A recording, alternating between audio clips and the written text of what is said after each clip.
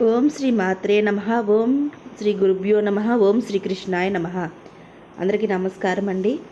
మాఘపురాణం 11వ రోజు 11వ అధ్యాయంలోకి వచ్చేసాము. ఈ 11వ అధ్యాయం కూడా చాలా బాగుంటుంది. ఎందుకంటే శ్రీ మహావిష్ణువు గాథలు ఎన్ని విన్నా వినాలనిపిస్తుంది. కాబట్టి ఈ మాఘమాసంలో మాఘపురాణం వినడం అనేది చాలా అదృష్టకరమైనది. ఇంకా ఆలస్యం చేయకుండా వీడియోలోకి వెళ్ళిపోదామండి. వీడియోలోకి వెళ్ళే ముందే మొదటిసారి మా ఛానల్ చూసినట్టయితే లైక్ చేయండి, షేర్ చేయండి, సబ్స్క్రైబ్ చేసుకోండి. పక్కనే బెల్ ఐకాన్ ఉంటుంది, దాన్ని ట్యాప్ చేసి ఆల్ బటన్ క్లిక్ చేస్తే మేము చేసే ప్రతి వీడియో మీకు నోటిఫికేషన్గా వస్తుంది. ఇక ఆలస్యం చేయకుండా వీడియోలోకి వెళ్ళిపోదామండి. 11వ అధ్యాయము మార్కండేయుని వృత్తాంతము.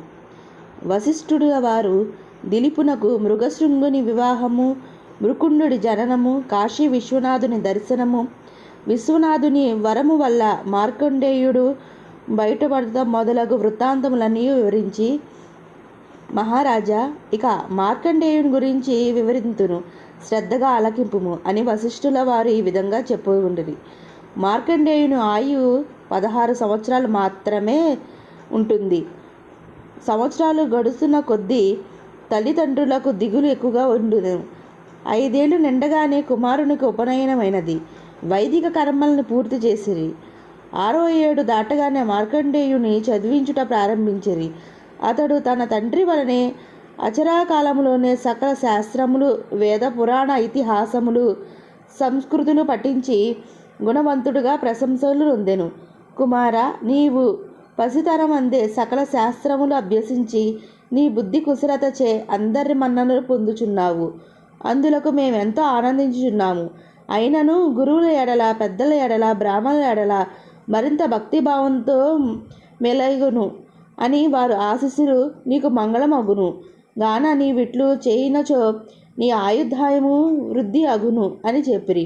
అటులా 15 సంవత్సరాలు గడిచిపోయినది. రోజు రోజుకి తల్లిదండ్రుల ఆందోళన, భయం ఎక్కువచున్నవి. పరమశివుని వరప్రసాదమగు మార్కండేయుని జన్మదినోత్సవం చేయవలనని తలంచి మహర్షులందరూ ఆహ్వానాలు పంపించారు. మునీశ్వరులు, గురువర్యులు మొదలగు వారందరూ మృకుండుని ఆశ్రమానికి వచ్చిరి. అందుకు మృకుండు ఆనందము నుండి అతిథి సత్కారములు చేసి మార్కండేయుడు వచ్చిన పెద్దలందరికీ నమస్కరించున్నాడు. అటులనే వశిష్ఠునకు నమస్కరించగా అతడు మార్కండేయుని వారించెను. అటులా చేసినందుకు అందరూ ఆశ్చర్యపరిటి. మహానుభావ, మీరిట్లు వారించుటకు కారణం ఏంటని ప్రశ్నించారు. అంతటా వశిష్ఠుల వారు, ఈ బాలునికి కొద్ది దినముల మరణము ఉంచగలడు. మీరందరూ ఇతనికి దీర్ఘాయుష్మంతుడు కమ్ము అని దీవించి తిరిగాదా అది ఎట్లా అగును? ఇతని ఆయుర్దాయము 16 ఏండ్లే కదా. ఇప్పుడు 15వ జన్మదినోత్సవం జరుపుకుంటున్నాడు. పరమేశ్వరుడు ఇచ్చిన వరం ప్రకారము ఇతడు ఇంకొక సంవత్సర కాలమే జీవించును అని నుడివెరి. అంతవరకు మార్కండేయుని దీవించిన మునీశ్వరుడు చాలా విచారించిరి. చిరంజీవి వర్ధిల్లు మని దీవించినందున వారు వాక్కు అమంగళమగునని బాధపడి, దీనికి మార్గము లేదా అని వశిష్ఠుల వారినే ప్రశ్నించారు. వశిష్ఠుడు కొంతసేపు ఆలోచించి, మునిసత్తములారా వినుడు, మనం అందరము ఈ మార్కండేయుని వెంట పెట్టుకుని బ్రహ్మదేవుని వద్దకు పోవుదుము రండి అని పలికి తమ వెంట ఆ మార్కండేయుని కూడా తోడుకొని పోయిరి. మునీశ్వరుల ఆగమనంకు బ్రహ్మ సంతసించి మునులందరితో పాటు మార్కండేయుడు కూడా బ్రహ్మకు నమస్కరించగా, బ్రహ్మ చిరంజీవిగా జీవించిన ఆయన అని దీవించెను. అప్పుడు వశిష్ఠ మహర్షి మార్కండేయుని జన్మ వృత్తాంతము బ్రహ్మకు వివరించెను. బ్రహ్మ కూడా జరిగిన పొరపాటుకు విచారించి, కొంత తడిగిన భయపడకు అని మార్కండేయుని దగ్గరకు చేరదీసి, పరమేశ్వరుడు ఈ బాలుని దీర్ఘాయుషుంతునిగా చెయ్యిగాక అని తన మనస్సులోనే శివుణ్ణి ధ్యానించెను. అంతటా మునుల వంక చూచి, ఓ మునులారా, మీరు పోయి రండు, ఇతనికి ఏ ప్రమాదము జరగనేరదు అని పలికి, వస్తా మార్కండేయ, నీవు కాశీ క్షేత్రమునకు పోయి విశ్వనాథునే సేవించుకును, నీకు ఏ ఆపద కలగదు అని చెప్పినాడు. మార్కండేయుడు గృహమునకు వచ్చి తల్లిదండ్రులకు నమస్కరించి కాశీ విశ్వనాథుని సేవించే వచ్చేదనని ఆజ్ఞమిమ్మని కోరగా, మృకుండు అతని భార్య కొడుకు యొక్క ఎడబాటును కడు దుఃఖించి ఎట్టకేలకు మార్కండేయుని దీక్షకు కాదనలేక కుమారుని విడిచి ఉండలేక అందరూ కాశీక్షేత్రమునకు బయలుదేరిరి. కుటుంబ సహితంగా కాశీకి పోయి మురుకుండు కాశీ విశ్వేశ్వర ఆలయం సమీపమునందు ఒక ఆశ్రమం నిర్మించుకొనెను.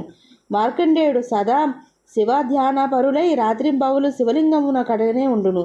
16 ఏండ్ల ప్రవేశించును. మరణ సమయం ఆసన్నమైనది. యముడు తన భటులతో మార్కండేయుని ప్రాణములు కొనితెమ్మని ఆజ్ఞాపించెను. యమభటులు మార్కండేయ ప్రాణాలు కొనిపోవుటకు ధ్యానం చేయించుకుంటున్న మార్కండేయుని కడకు వచ్చిరి. భటులు ఆ సమీపమందు నిలవలేకపోయిరి.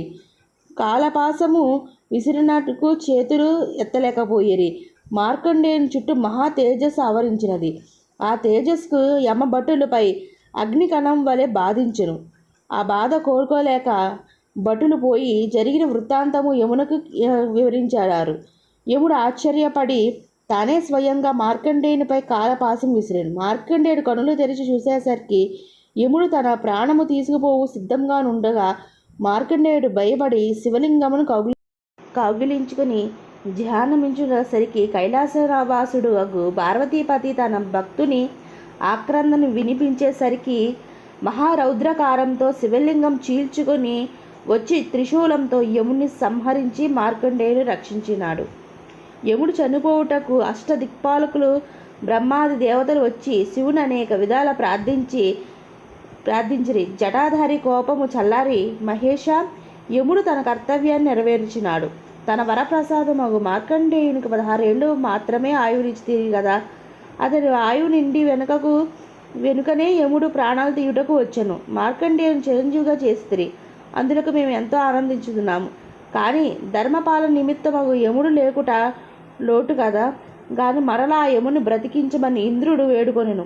అంతదా ఈశ్వరుడు యముని బ్రతికించి యమ నీవు నా భక్తుల దరికి రావలదు సుమా అని పలికి అంతర్ధానమయ్యాను.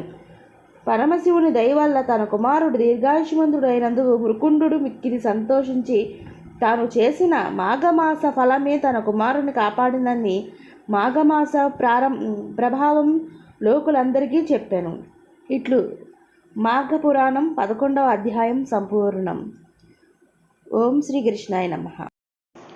మాఘపురాణం చదువుతున్నంతసేపు ఎంతో ఆనందంగా ఉందండి. ఎందుకంటే ప్రతి మాసానికి ఏదో ఒక విశిష్టత ఉంటుంది. అవి మనం తెలుసుకుని మనం పాటించి మన పిల్లలకు కూడా పాటించి మన హైందవ సంప్రదాయాన్ని మనం వర్ధిల్లేలా చేయాలి. ఈ వీడియో మీకు నచ్చితే షేర్ చేయండి, లైక్ చేయండి. మరిన్ని వీడియోస్ కోసం సబ్స్క్రైబ్ చేసుకోండి. అలాగే ఈ వీడియోపై ఎలాంటి సలహాలు సూచనలు ఇవ్వాలన్నా దయచేసి మా కామెంట్ బాక్స్లో కామెంట్ అయితే పెట్టండి. ఇంకొక మంచి వీడియోతో మళ్ళీ మీ ముందుకు వస్తాం. అందరికీ ధన్యవాదాలు. సర్వేజన సుఖినో భవంతు.